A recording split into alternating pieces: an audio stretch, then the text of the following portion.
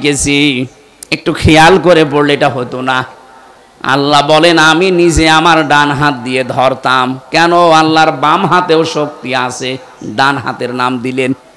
আমরা সচরাচর যে উদাহরণ দিলে বুঝি ভালো, আল্লাহ ওই উদাহরণ সেট করেন ওইটা বোঝানোর জন্য।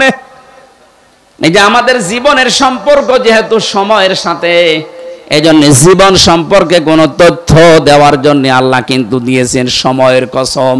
ওয়ালা আসরি ইন্নাল ইনসানা লাফি খুসর। আল্লাহ বলেন সময়ের কসম, কারণ এখানে আল্লাহ মানুষের জীবন সংক্রান্ত বিষয়গুলো উল্লেখ করছেন। এ পৃথিবীতে সময় আছে বলে আমি আছি, সময় না থাকলে আমার কোনো দাম নেই।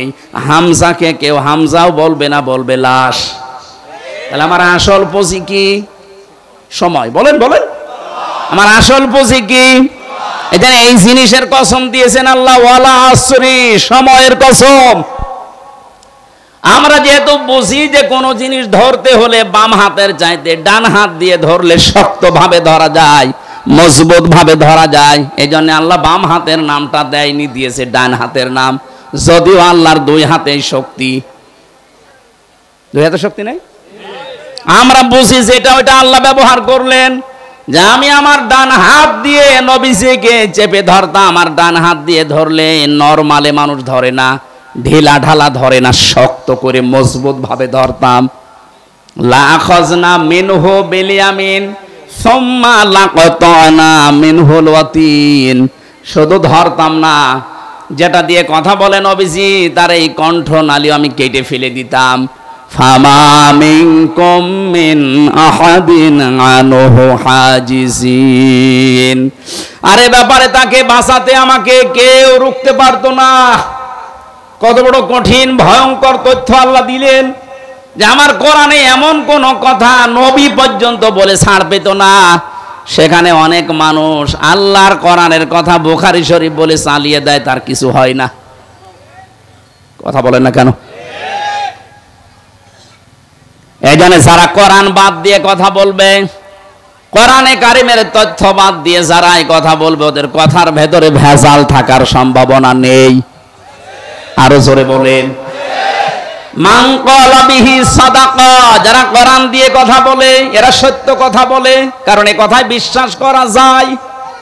কথা বলেন না কেন? কোরআনের বাইরে কোনো কথা বললে আমরা বিশ্বাস করি না, কারণ ওর ভেতরে ওর দুর্বিসন্ধি আছে। আল্লাহ যেহেতু কোনো পক্ষপাতিত্ব করেন, বলেন বলেন, কোরআনের কথাগুলো যারা শোনার জন্য অ্যাক্টিভ হয়ে বসে আছেন, এবার যে তথ্যটা দেওয়ার জন্য এতক্ষণ পর্যন্ত আমি অগোছলা কথা বললাম, এবার মেন জায়গায় এসেছি। বিশ্ব নবী মুহাম্মদুর রাসূলুল্লাহর সিরাত সুরাত, তার আদর্শকে গ্রহণ করার জন্য আল্লাহ পাক অর্ডার দিয়েছেন 40 থেকে 63। আপনি যদি 1 থেকে 40 বছর পর্যন্ত তাকে অনুসরণ না করেন জাহান্নামে যাবেন। আমি পাইনি, কেউ যদি পেয়ে থাকেন তথ্য আমাকে দেন। কিন্তু 40 থেকে 63 এই 23 বছরে যদি কেউ 1 সেকেন্ড নবীকে না মানে, সে জাহান্নামে যাবে। অনেক শিক্ষিত জ্ঞানী গুণী মানুষ আছেন, এই জন্য এই তথ্যটা আমি বললাম। যারা আজ বলেন আমি নবীওয়ালা কাজ করি, নবীওয়ালা কাজ শুরু হবে আপনার নবী যখন হয়েছিলেন ওই সময় থেকে। অনেকে জন্মের পর থেকেই নবী হয়েছিলেন, এটা কিন্তু অনেকে কাটছাট করে ছড়াবে যে আমির হামজা নবীকে নবী মানে না। আমি কি এটা বোঝাচ্ছি? উনি 1 থেকে 40 বছর পর্যন্ত ঘোষণা হয়নি যে উনি নবী। আরবে কেউ বলতো না, হ্যাঁ ওনাকে মোহাম্মদ ইবনে আব্দুল্লাহ বলতো। সুতরাং 1 থেকে 40 বছর পর্যন্ত ওনার কোনো শত্রু ছিল না, কেউ বাধাও দেয়নি। অথচ ভালো কাজ কিন্তু এই বছরে করেছে। কারো ঘর পড়ে গেলে ঘর বানিয়ে দিত, কারো মেয়ের বিয়ে না হলে টাকা পয়সা কালেকশন করে মেয়ের বিয়ে দিয়ে দিত, ছেলে মেয়ে লেখাপড়া করতে পারে না, টাকা পয়সা তুলে সেখানে সাহায্য করতো। এই কথাগুলো আমরা সিরাতে পড়েছি। কথা বলেন না কেন? তাহলে ভালো ভালো কাজ করতে গিয়ে পুরা আরব জাহানে ওনার কোনো শত্রু ছিল? বলেন বলেন। কেউ তেড়ে এসেছে, কেউ দাঁত ভেঙে দিয়েছে। অথচ 40 বছরে যেই দিন নবী হয়েছেন ওই দিনের দিকে তাকান। জীবনে একটু খেয়াল করে পড়তে পারেন না কোনো বিষয় পড়লে? আমরা তো গরু ছাগল না যে আন্দাজে পড়বো, আমরা চিন্তা ভাবনা করে পড়বো। নামের আগে মানুষ আমাদেরকে আলেম লিখে দেয়, এমনি দেয়। হেরা গুহায় তিনি 40 বছর বয়সে সেই দিন প্রথম জিবরাইল এসে বলেছেন ইকরা, তিনি বলেছেন মা আনা বিকারি, আমি পড়তে পারি না। একবার, দুইবার, তিনবার বলার পরে যখন বুকে জড়িয়ে বলেছেন ইকরা বিসমি রাব্বিকাল্লাযী খালাক, সঙ্গে সঙ্গে বিশ্ব নবী এবার পড়া আরম্ভ করলেন। শুধু পড়েননি, একাধারে 5 আয়াত পড়েছিলেন। এবার খেয়াল করেন তো কি বলছে, ও নাটোর বাসী, বিশ্ব নবী প্রথম 3 বার পড়লেন না কেন? বললেন আমি পড়বো না, আমি পড়তে জানি না। কেন?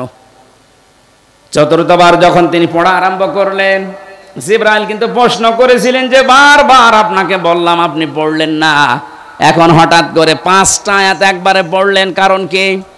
নবীজি উল্টা দিয়েছিলেন প্রশ্ন, হে জিবরাইল, তুমি আমাকে তো বলো না যে কি পড়া লাগবে, তুমি খালি ইকরা ইকরা ইকরা বলো, কি পড়বো? যখনই বলেছে বিসমি রাব্বিকা, রবের নামে, তখন কিন্তু আমি আর দেরি করি নাই। কারণ আমি যদি পড়তেই চাই, আমার রবের নামে পড়বো, কোনো গুরু ঠাকুরের নামে না।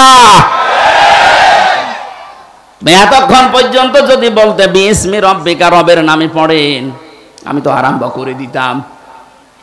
আমার প্রত্যেকটি পদক্ষেপ যেহেতু আমার উম্মতের জন্য শিক্ষা, কিয়ামত পর্যন্ত আমার উম্মত যারা দুনিয়ায় আসবে, তারা যেন রব ছাড়া কারো নামে না পড়ে।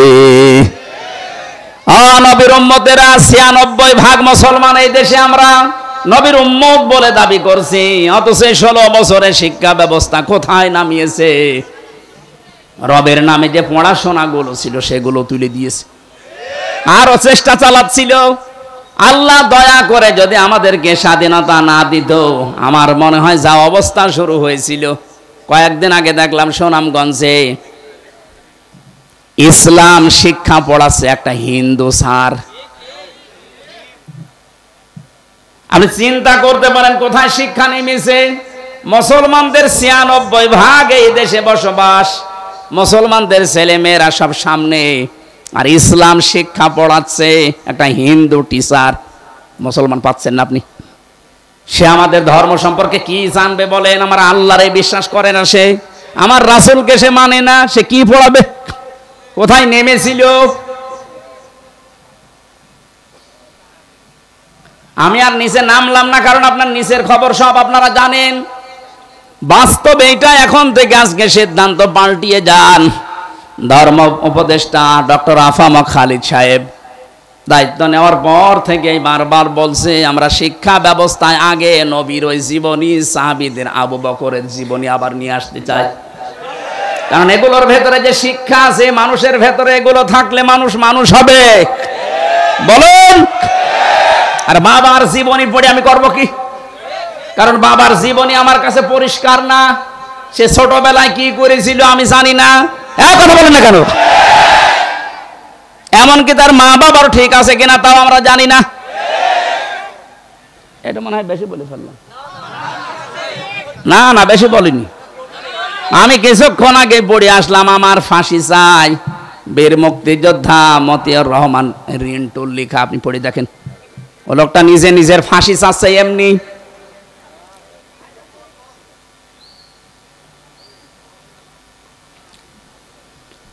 আমি জানি কিছু মানুষের একেবারে জ্বলিয়ে যাচ্ছে, কি করবো, এই সত্যটা গোপন করব কি করে?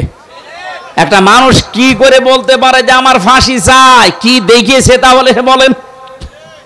পুরা দেখলাম বইয়ের ভেতরে, একেবারে মনে আছে দেখে দেখে পড়ছি। যদি রাগ হয় একটু বইটা পড়ে নিয়েন, রাগ এমনি মাটি হয়ে যাবে। পৃথিবীর কোন মানুষের জীবনী দিয়ে আপনার জীবন পাল্টাবে না যতক্ষণ পর্যন্ত আপনার সামনে মুহাম্মদুর রাসূলুল্লাহর জীবনী না আসবে।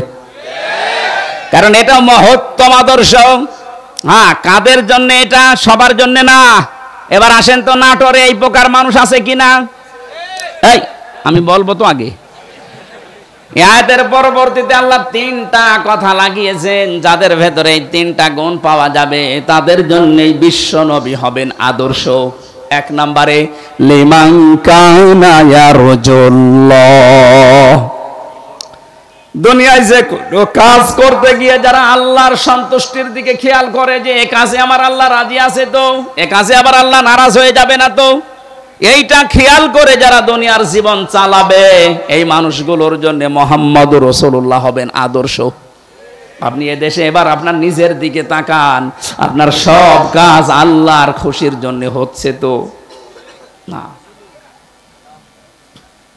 লিমান কানা ইয়ারজুল্লাহ ওয়াল ইয়াউমাল আখিরা, রাজাআ ইয়ারজিউ মানে ফিরে আসা, যে মানুষগুলো সব কিছু আল্লাহর সন্তুষ্টির জন্য, আল্লাহকে দেখানোর জন্য করে, আল্লাহর দিকে ফিরে আসে। 2 নম্বরে কিয়ামতে জবাব দিতে হবে, এই টেন্ডেন্সি যাদের তৈরি হচ্ছে। গত বর্ষদিন ছিলাম যশোরের বেনাপোল, প্রধান অতিথি ছিলেন বাংলাদেশ জামাতি ইসলামের একজন কেন্দ্রীয় নেতা মাওলানা আজিজুর রহমান।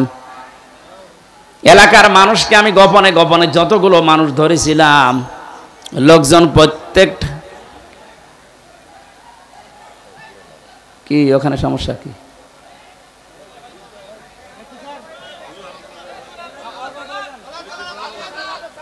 সাপ নাকি সাপ?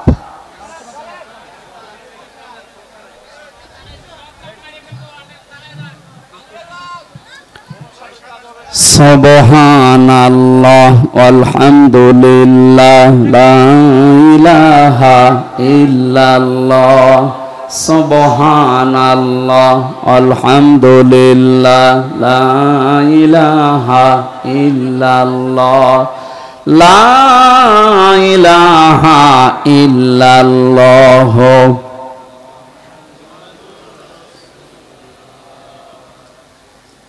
কি দেখা শেষ হয়েছে ওনাদেরকে?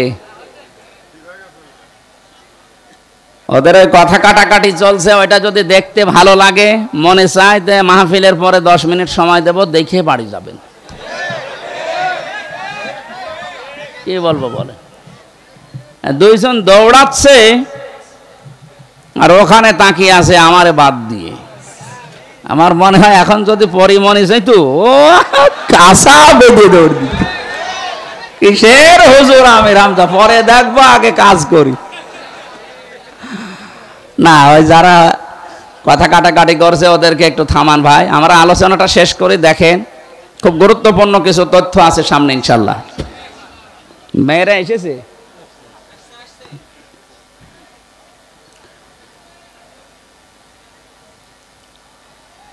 দুই নম্বরে ওনার কথা বলছিলাম এই কারণে যে ইয়ারজুল্লাহ ওয়াল ইয়াউমাল আখিরা, কিয়ামতে জবাব দেওয়া লাগবে আল্লাহর দরবারে। বিশ্বাসটা যার ভেতরে আসবে বেশি, তার জন্য মুহাম্মদুর রাসূলুল্লাহ হবেন আদর্শ। উনি একটা চাকরি করেন কলেজে, যেই কয়দিন ক্লাস নিতে পারে না, শুনলাম এই মানুষটা ওই কয়দিনের বেতন সরকারের খাতায় ফেরত দিয়েছে। জিজ্ঞাসা করলাম কেন এমন করে?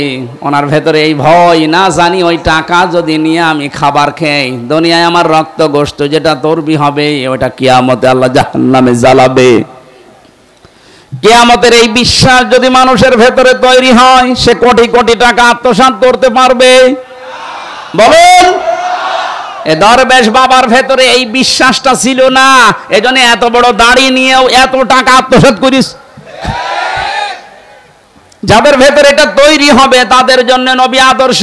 যাদের ভেতরে এটা তৈরি হবে না যে জবাব দেওয়া লাগবে, তার দাড়ি বড় হতে পারে, জব্বা বড় হতে পারে, পাগড়ি বড় হতে পারে, 24 ঘন্টা নামাজে থাকতে পারে, কিন্তু ওর আদর্শ ও রাসূলুল্লাহ এখনো হয়নি। আর নবীজি যদি কারো আদর্শ না হয়, আপনার কি মনে হয় ও কি জান্নাত পাওয়ার কথা? না। ওয়া যাকারাল্লাহ কাসীরা, তাদের জীবনে সবচাইতে বেশি আলোচনা হবে আল্লাহর। কার? আরো জোরে বলেন। সবচাইতে বেশি আলোচনা পাবেন তাদের জীবনে আল্লাহর। আমরা এই বাস্তবতা দেখেছি এই 16 বছরে, আল্লাহর আলোচনার চাইতে বিভিন্ন মানুষের আলোচনা আমরা বেশি শুনি। মুসলিম যে কয়টা দেশে ঘুরলাম, বিশ্ব রোডের পাশে পাশে দেখলাম লা ইলাহা ইল্লাল্লাহ, সুবহানাল্লাহ, আস্তাগফিরুল্লাহ, লা হাওলা ওয়ালা কুওয়াতা। মানুষ গাড়ি চালাতে যায় ওদিকে মুখ চাই, চোখ যায় একবার পড়ে নেয় ইলা ইলাহা ইল্লাল্লাহ।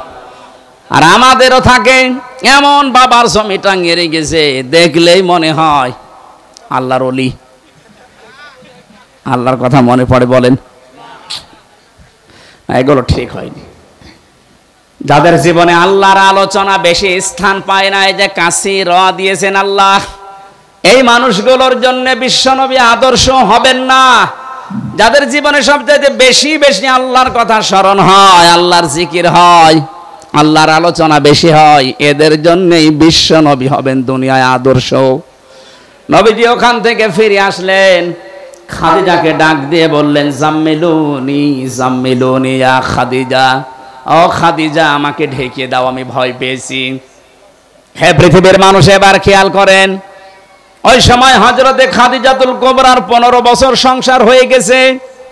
ডাক দিয়ে বলেন আবুল কাসেম, ভয় পাবেন না, কোন দুষ্ট জিন আপনাকে ভয় দেখাতে পারে না। আপনি আমার ভাই ওয়ারাকা ইবনে নওফেলের কাছে চলেন, আপনি কখনো ভয় পাবেন না, কারণ আপনাকে আমি 5টা গ্যারান্টি দিতে পারি। 1 নম্বরে, আপনি কোনো দিন আত্মীয়তার সম্পর্ক নষ্ট করেন না, এর সম্পর্কগুলো সব ঠিক রাখেন। তাহলে এখান থেকে একটা শিক্ষা পাওয়া যায়, পৃথিবীতে যারা আত্মীয়তার সম্পর্কগুলো ঠিক রাখবে তাদেরকে আল্লাহ পাক নিজে পাহারা দেবে, তারা ভয় পাবে না। যারা বোনের সম্পদ, ভাইয়ের সম্পদ ফাঁকি দেন, চাচার সম্পদ, ফুফুর সম্পদ জোর করে লিখে নেন, তাদের মনের ভেতরে একটা অজানা ভয়, না জানি কখন কে কোন কথা বলে ফেলে। এটা তো দুনিয়ার ভয়, আখেরাতের আর একটা ভয় আল্লাহ তৈরি করে দেবে। একবার মাহফিল থেকে কোথা থেকে আসার সময় দেখি রাস্তায় গাড়ি আমার থামিয়ে দিল পুলিশে। গাড়ি থামানোর পরে বলছো হুজুর আমার বুকে ফু দিয়ে দেন। কেন? ডিউটি করছিলাম, হঠাৎ তাল গাছের ভেতরে কি যেন নড়ে উঠলো, আমি ভয় পেয়ে গেছি। তাল গাছের ভেতরে বাদুর ইঁদুর নড়ে ওঠে আর ভয় পায়। ভয় তো পাবেই, কারণ ও তো মানুষকে ঠকিয়েছে। যারা মানুষকে ঠকাবে না, আত্মীয়তার সম্পর্কগুলো ঠিক রাখবে, এই মানুষগুলোর ভেতর থেকে আল্লাহ ভয় দূর করে দেয়। কথা বুঝতেছেন? আজ এখানে হাজারো পুরুষ মানুষ আমরা নিজের স্ত্রীর কারণে আজ